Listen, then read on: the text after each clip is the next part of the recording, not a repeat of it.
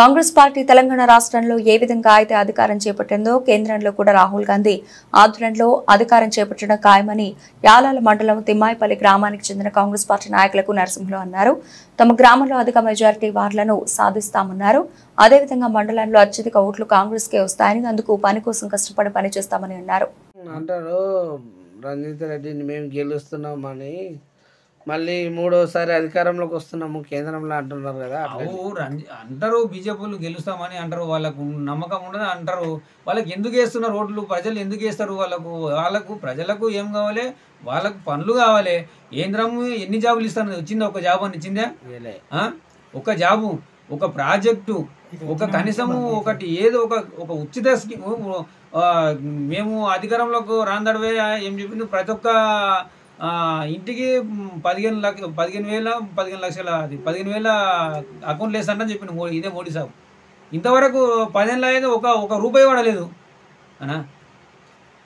మరి ఎక్కడ పోయింది నీ హామీ? ఎక్కడ పోయింది? మేము 100 రోజులు, మా సీఎం సాబ్ 100 రోజులు చెప్పిండు. 100 రోజుల్లో 4 గ్యారంటీ చేసిండు. కనిపిస్తలేదు జనాలకు. ఇప్పుడు ఈ ఎలక్షన్ కాదాడు చెప్పిండు కదా. ఇప్పుడు ఏమంటారు, మన ఇప్పుడు ఎలక్షన్ కాదాడు ఇస్తామని చెప్పిండు ప్రతి ఒక్కరికి. ఎవరెవరికి ఇప్పుడు ఆల్రెడీ అవి మొన్న చేయలేదా, ఏమంటారు మన ఇవి గ్రామ సభలో పెట్టి ఇచ్చిండు కదా. అవి ఎంక్వైరీ చేస్తారు, ఎవరెవరికి ఉన్నాయో లేవో ఎంక్వైరీ చేసి ఎవరు లేని వాళ్ళకు ఇల్లు ఇస్తారు, పింఛన్లు ఇస్తారు. ఎవరెవరికి లేవో వాళ్ళకి పింఛన్లు ఎంక్వైరీ చేసి ఇస్తారు. వీళ్ళకి దొంగ పనులు చేయరు.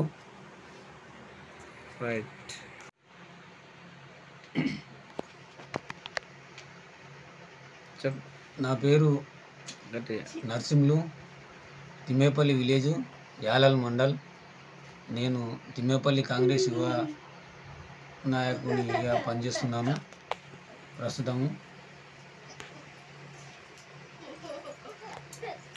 ఇప్పుడు ఎంపీ ఎలక్షన్లో ఎట్లా పనిచేస్తున్నారు, చేయాలనుకుంటున్నారు? ఎంపీ ఎలక్షన్లో 14 ఎంపీ సీట్లు గెలిపించుకోవాలని మాకు నమ్మకం ఉన్నది.